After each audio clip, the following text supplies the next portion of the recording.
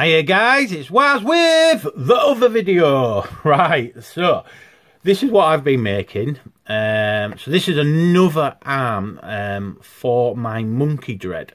And this one's a little bit different. This one's a little bit bigger. But there's a very good reason for that. It's because of the stance I'm trying to do with this one.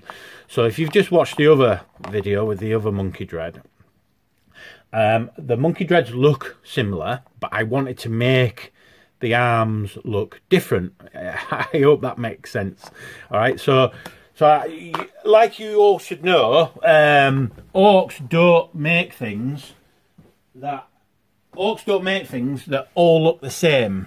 Okay, so they don't have blueprints. They just make them, and then that's it. They're off to war they go. As far as I understand, anyway. Okay, so now you can see what I've used. Now I only use evergreen, styrene, tubes and rods. Okay, it's very rare that I use anything else. It's very rare that I can get hold of anything else, if I'm honest. I know you can buy loads of stuff from China. I usually buy some bits and pieces from China using eBay. But I've found in the past that the quality of it is not very good. So, I don't skimp on quality. I always use the best quality rods, plastic card, and tubes that I can find. Okay, there's no worse than, you know, using really poor quality stuff.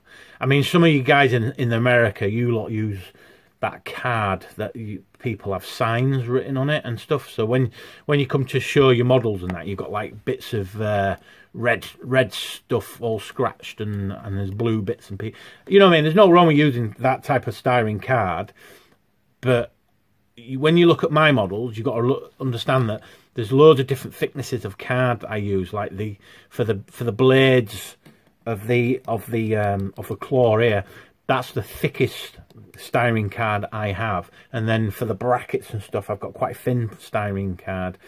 You know, so it's all different types of thicknesses, and it makes the model look like it's like someone just said on Facebook. Actually, it makes it look like you've bought it rather than made it.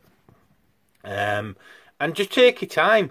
I say to you, take your time, right? I built this last night. It took me about 2 hours, 2 and a bit hours to build this last night, and I finished it off this morning. It took me an hour. So last night I did 2 hours. This morning I did an hour, and I've got it to this stage here.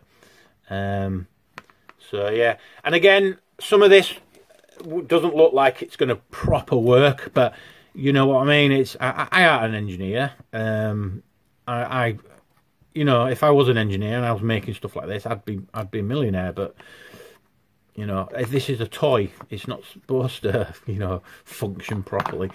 But I built it so it just looks like it might function. You know what I mean? So as you can see here, there's a big block at the end of this. This is like a counterweight for the arm, because the arm is so big, and you're going to see why it's so big in a minute. But yeah, it's turned out really well. It looks like it's complicated. It looks like it's going to work, but trust me, guys, it's really simple.